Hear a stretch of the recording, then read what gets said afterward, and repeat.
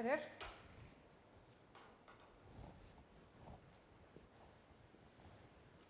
Komið þið sæl.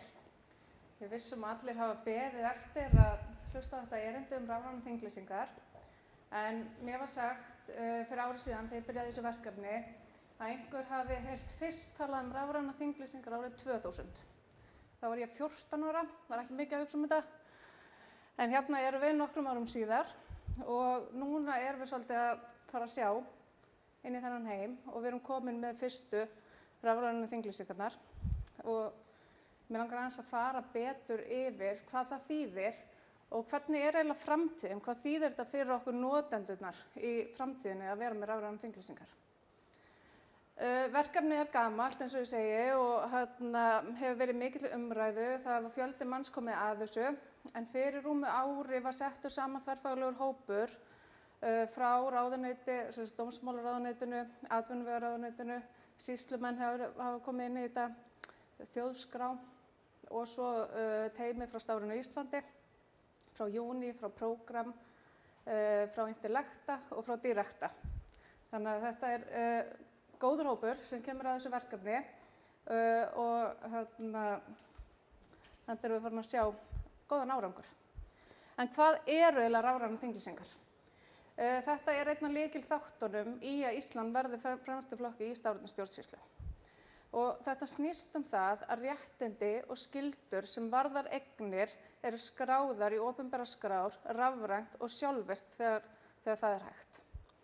Og hvað eru þessar opinberar skrár? Þetta eru fasteignir, allt sem varðar fasteignir, þetta eru það sem varðar ökutæki, skip, flugvélar og svo er svona einn flokkur í viðbót sem er lausafé. Og það er svona allt annað sem passar ekki í hinar skrárnar. Eins og til dæmis ef einhver ætlar að veðsetja málverkið sitt, þá er það skráð í lausafjárskrá. En ávinningurinn af því að gera þinglýsingar rafrænt er margvíslegur og það er búið að reikna út að þjóðhagslegur ávinningur er metinn á bilinu 1,2 til 1,7 milljarðar króna á ári. Þannig að það er fullt af peningum þarna. Það er fullt af handtökum út í samfélaginu í því að þinglýsa í dag og það verðum að reyna að minnka þessi handtök. Handtökin eru tímasparnaður hjá fjármálafyrirtækjum. Þau eru það fjöldi starfsfólks hjá fjármálafyrirtækjum að umsýsla með skjöl og pappír og fylla út og keyra á milli og stemma af og svona mætti lengi telja. Og svo er það líka þessi hraðari afgreiðsla sem sparar tíma hjá fjármálafyrirtækjum. Það er einnig tímasparnaður hjá sýslumönnum. Það er minni innsláttur þar.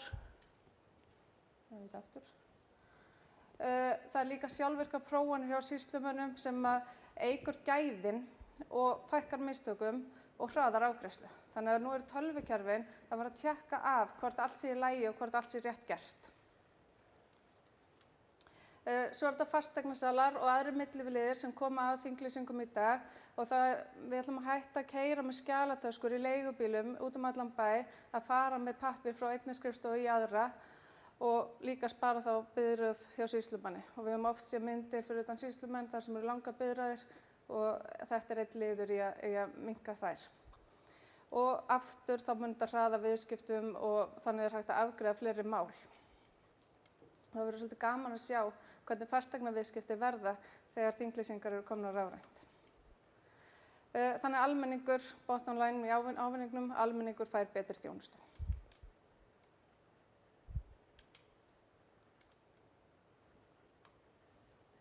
En svona aðeins til að fara í, hvaðan erum við að koma? Hvernig er núverandi ferli og ég segi núverandi ferli sem er þá eiginlega gamla ferli. Þetta er ekki núverandi ferli í öllum tilfellum. Þarna eru þá skjöl útbúin til þinglýsingar, hver sem svona gerir það, geta verið fjármálafyrirtæki, geta verið fasteignarsali eða hver sem ætlar að þinglýsa einhverju og þau eru undirrituð handvirkt. Síðan eru þau keyrð til sýslumanns og það er annaðhvort bílstjóri eða þetta fer með leigubíl eða hvernig sem það er gert. Þar er handvirk yfirferð hjá starfsmanni sem athugar hvort allt sé svona í lagi. Ef það er ekki í lagi þá þarf að hafa samband og þá þarf að fá viðeigandi gögn eða skila öllum pakkanum tilbaka eða þetta er þinglýst með athugasemd eða eitthvað slíkt. Síðan gögnin dagbókafærð og þá eru meginefni slegin inn í tölvukerfi sýslumanna. Síðan yfirferð hjá þinglýsingarstjóra og síðan þinglýsingin, síðan þetta skannað inn og geymt og síðan þarf einhver að koma að sækja skjölin. Þá eru skjölin farin aftur í bankann og síðan endaði einhvern tímann seinna hjá viðskiptavininum. Rafræna-ferlið, þá eru skjöl útbúin áfram hjá bönkum eða fasteignasölum eða hvar sem þau eru útbúin og þau eru undirrituð rafrænt. Þannig að þá erum við að senda bara rafræna undirritunarbeiðni á viðskiptavinin og þau eru undirrituð. Það er síðan vefþjónusta sem móttekur skjölin og við erum að reyna að hætta að nota orðið skjöl og notum orðið færslu og gerir prófanir hvort að skilyrðin séu uppfyllt. Það sama og starfsmaðurinn er að gera í dag hjá sýslumanninum. Ef það er ekki í lagi, þá er þetta sendt tilbaka, en ef allt er ok, þá veit vefþjónustan hvort að þetta verður sjálfvirk þinglýsing eða hvort að einhver starfsmaður þarf að yfirfara og athuga einhver atriði og fer þá í handvirkt ferli hjá sýslumönnum. Síðan nýtt sem hefur ekki verið gert áður, ekki í tengslum við þinglýsingar, að rafræn kvittun er send á málsaðila inn á island.is. Þannig að almenningur fær strax að vita þegar þinglýsing er búin. Í dag höfum við ekki hugmynd hvað er að gerast, af því það er alltaf einhver annar sem er milliliður. Og þetta er mjög jákvætt skref. Þannig að rafrænar þinglýsingar snýst eiginlega snjallar vefþjónustur. Það er svona grunnurinn í þessu öllur. Og verkefnið snýst að búa til þessar vefþjónustur. Vefþjónusturnar þetta eru vefþjónustur, við getum alveg notað orðið kerfi eða bara kerfi, af því að vefþjónusturnar vita hvað þarf til þess að þinglýsa hverri færslu. Þannig að við erum að búa til sér vefþjónustu fyrir alla tegundir skjala sem hægt er að þinglýsa.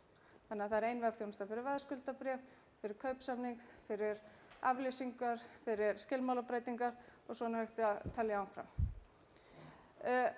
Hagaðilar og þeir sem eru þinglýsingarbeiðendur, þeir beintengjast þessum vefþjónustum.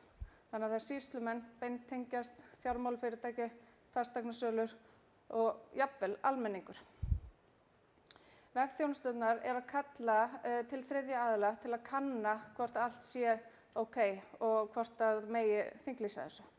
Og við erum að gera þá tengingar til þriðja aðila út allan bæ, ef svo má segja, og athuga hvort að málsaðilar séu réttir, hverjir eru þinglýstir eigendur á núverandi eign, einhver skuld, viðkomandi fjárráða, hvernig hjúskaparstaða og allt sem þarf að athuga til að megi skrá eignir og skyldur í þessar opinberar skrár. Og útkoman úr þessu þá aftur annaðhvort sjálfvirk þinglýsing, handvirk yfirferð eða að það þarf að frávísa. En svona aðeins hver staðan á verkefninu. Við erum komin með rafrænar aflýsingar. Sumir spyrja hvað eru aflýsingar. Það til dæmis ef einhver með húsnæðislán og það veðskuldabréf og það búið að borga upp húsnæðislánið, þá aflýsir bankinn veðskuldabréfinu og bankinn á þá ekki lengur neina kröfu í húsnæðið.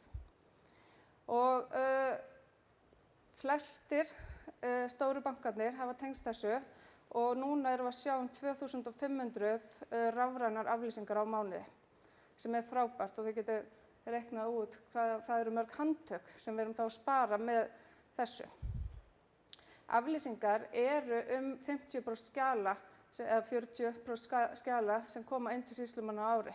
Þetta er þetta einföld ferli að það er bara verið að taka af réttindi, það er ekki verið að skrá ný réttindi, þannig að tékkin sem þarf að gera eru svona tiltölulega einföld, en samt sem áður þá er þetta mikill ávinningur. Eitt af aðgerðum ríkisstjórnarinnar í tengslum við COVID voru skilmálabreytingar vegna COVID-19, þannig að greiðslufrestur á lánum og það þurfti að þinglýsa þessum skilmálabreytingum. Þetta voru 6500 skjöl sem annars hefðu komið inn í kerfið og þeir sem vita þá er töluvert bið, það er mikið álag á þinglýsingum og við gátum gert þetta rafrænt.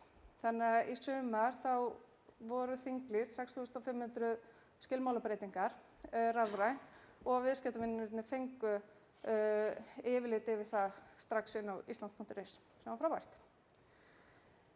En svona stóra málið og það sem að okkur hlakkar til að sjá raungerast, það eru veðskuldabréfin.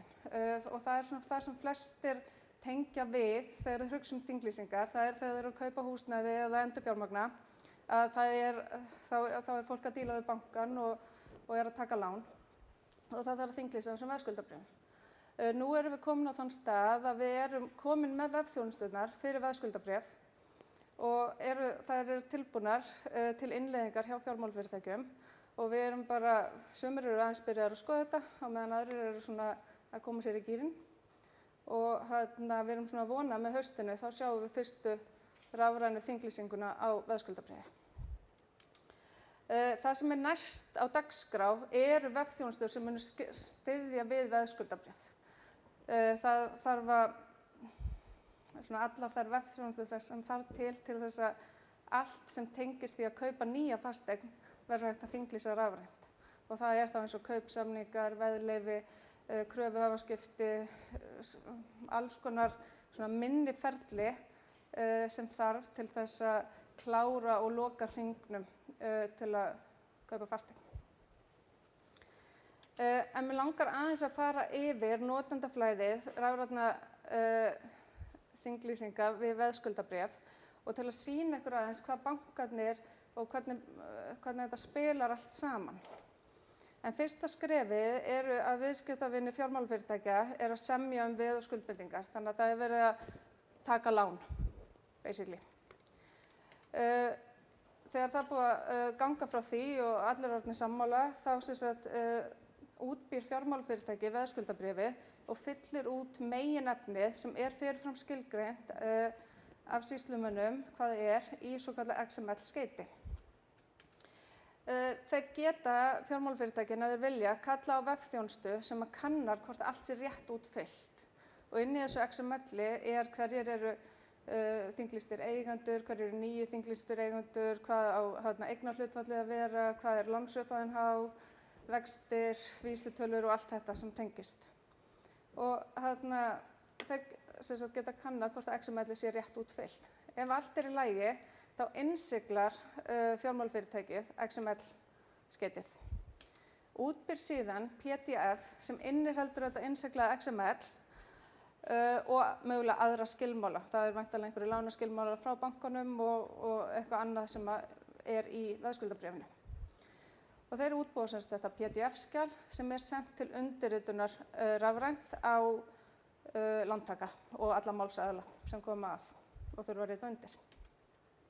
Síðan þegar allir hafa ritað undir, þá sendir fjármálafyrirtækið XML-ið, innsiglaða og undirritað PDF-skjal á vefþjónustu til þinglýsingar. Vefþjónustan kannar hvort allt sé rétt og allt sé eins og það á að vera og ákvarðar þá sjálfvirka eða handvirka þinglýsingu. Og svo þegar það búið að þinglýsa, þá þessi kvittun send á málsaðila á Ísland.is. Þannig að það sem að gerast núna að fjármálafyrirtækin, þau þurfa að aðlaga sína ferla þannig að þeir geta boðið upp á rafrænar þinglýsingar. En aðeins ef við fáum að líta aðeins inn í framtíðina. Það sem okkur langar að gera, þegar við erum búin að tala mínar síður, að okkur langar að birta eignir og skyldur og allt sem hefur verið þinglýst á notendur inn á mínar síður. Og þetta eykur svona bara gagnsæi og ef ég myndi spyrja núna hvað þinglýst á ykkur, það svolítið erfitt að komast að þessu. Þannig að við viljum birta þetta á mínum síðum og við sjáum framtíðina að við getum gert það með því að hafa þetta allt svona rafrænt og við erum búin að gera þessar tengingar. Þá getum við kallað á upplýsingarnar og birt notendum á mínum síðum. Annað sem við sjáum í framtíðinni, það þessi sjálfsafgreiðsla þinglýsinga. Að almenningur og minni fyrirtæki geta þinglýst sjálf í gegnum svona sjálfsafgreiðsluvef á Ísland.is. Og þar getum við búið þá til staðlaða ferla eins og húsaleigusamning. Það hægt að hafa hann bara inn á Ísland.is og almenningur getur bara útbúið hann og þinglýst og sent á viðeigandi málsaðila hver á að undirrita. Eins ef einhver ætlar að setja veð í málverk eða einhver svona atriði. Og þetta mun breyta landslæginu mjög mikið ef við getum boðið upp á þinglýsingar sem almenningur getur framkvæmt. Takk fyrir.